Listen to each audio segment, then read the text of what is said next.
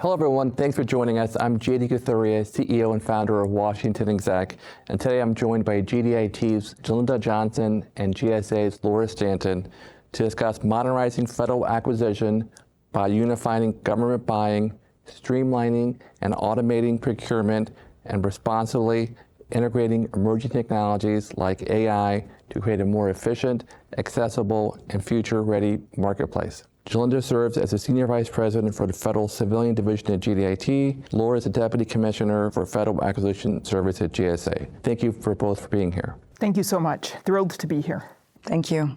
Before we dive in, if you could please give our audience an overview of your current roles and top priorities. I'm Laura Stanton. I'm the Deputy Commissioner for the Federal Acquisition Service, as you said. My team enables federal agencies to really buy the goods and services that they need quickly and efficiently. That ranges from anything from office supplies to enterprise software to artificial intelligence. And this year, we've been truly focused in the last 12 months or so on simplifying acquisition, making it easier, figuring out how to streamline it, improving value to the taxpayer, and driving enterprise buying approaches like the OneGov strategy and the centralized acquisition service that we rolled out.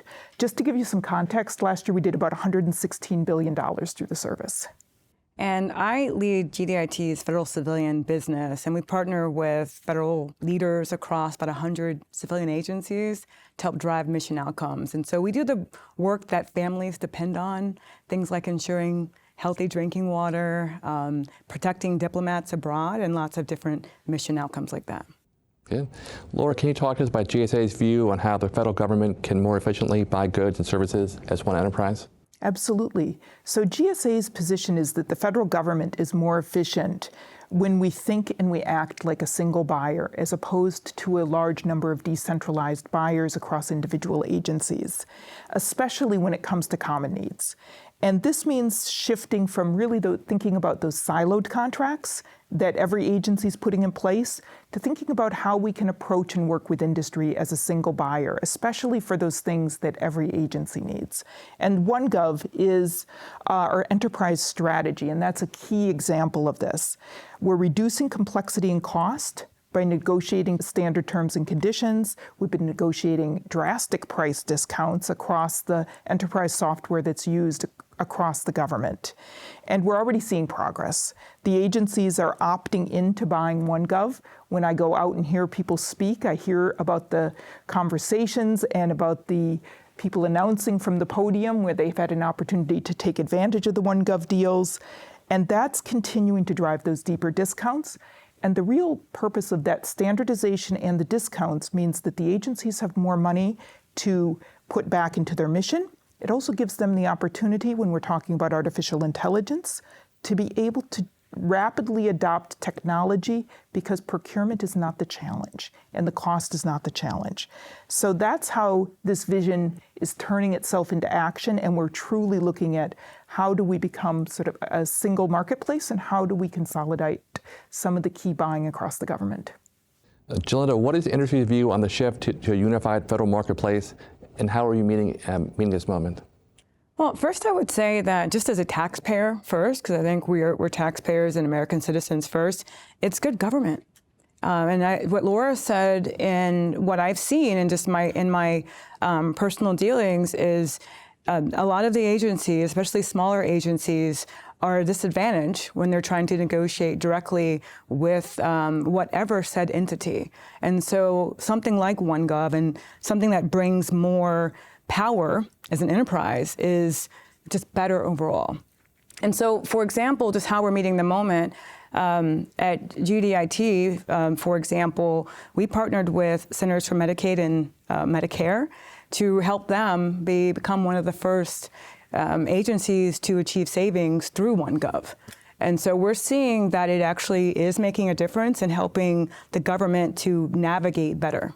Yeah, and we're seeing agencies talking about the fact that they've used OneGov deals because it has between 70% or more discounts on many items, and so they're really able to get real savings by using these deals on things like Google Workspace or Microsoft licenses or the AI models. So across the board, we're tracking that savings because it's not just enough to be able to get good negotiated rates.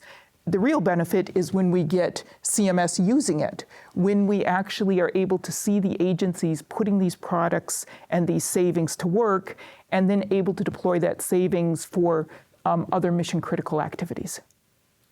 Laura, we've come off a year of significant change in the acquisition landscape.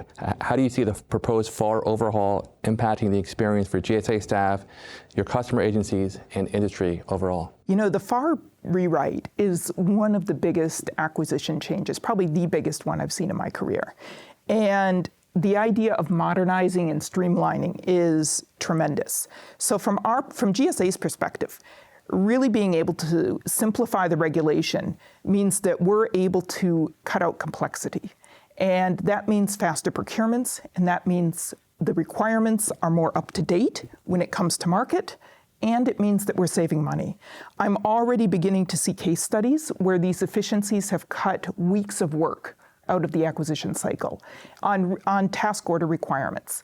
So that's huge. So I just saw a couple of those yesterday and was like, wow.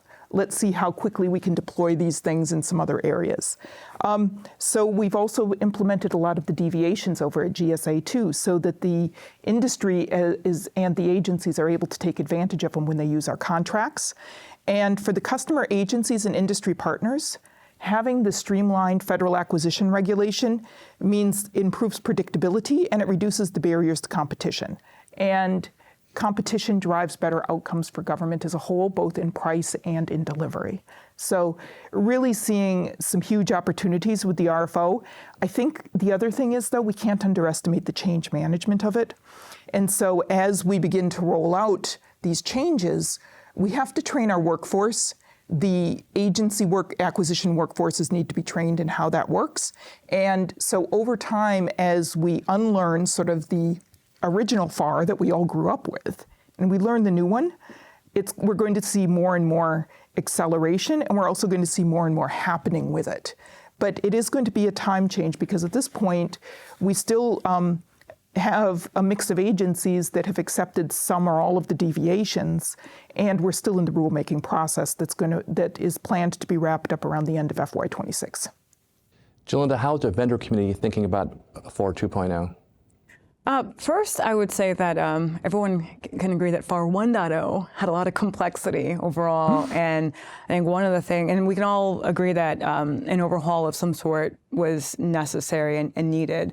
And so what I would say is that I appreciate GSA's approach to having a bit of an open dialogue and seeking feedback. It's amazing, actually, what the team that you have and what they're working to accomplish. Mm-hmm. I mean, it's a big undertaking overall. And so what we're looking for is better clarity. Understand the speed actually works both ways. It helps agencies get what they're looking for faster, but also helps us make sure that, we are really understanding the cycle of time that's going to be required to be able to understand requirements and be able to go after things faster as well and get an answer faster too in terms of outcomes. And so clarity also around what partnership looks like with the vendor community, small businesses and everything else like that. We're looking for that type of clarity in the FAR overhaul.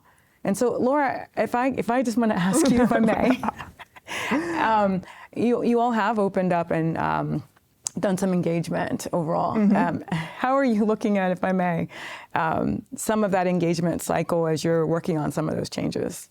I think so. We've had a couple of the Federal Acquisition Service business areas. So let me talk a little bit about the Assisted Acquisition Service. For those of you who aren't familiar with it, we work with federal agencies and do the very highly complex high dollar value procurements out of that organization. Last year, they did about $16 billion. They're opening up their pipeline reviews again to industry and getting out there and talking about how do they want to be doing business with industry. The Office of Centralized Acquisition, this is part of what we just stood up last year when we were talking about the federal procurement consolidation. And so that one is the group that buys the common goods and services. And so they also have started having that communication with industry. How do they expect you to work together?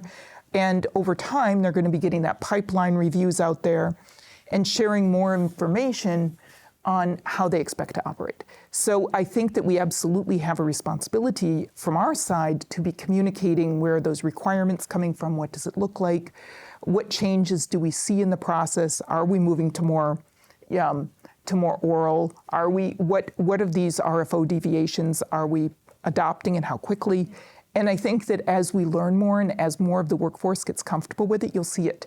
I will say, though, continue to anticipate just a lot of change as we finalize the rulemaking, because things could change still. And secondly, as people get more comfortable with it.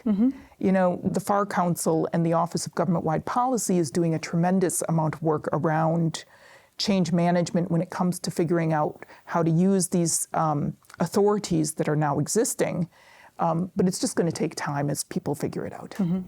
I think it's interesting you bring up more orals and engagement in a different way, because in the age of AI, it's interesting because now you have more AI driven into the entire life cycle, including proposals and everything else. So an interesting question that industry is likely looking for more answers to is, how do you differentiate when you have, when people have access to tools that can help them in different parts of the process?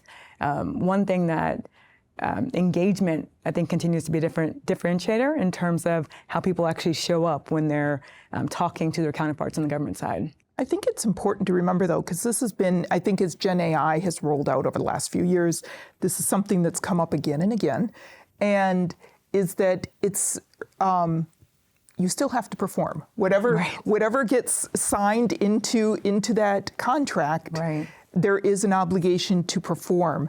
So, regardless of how the proposal might have been generated, whoever signs it has just committed to doing that work. Right.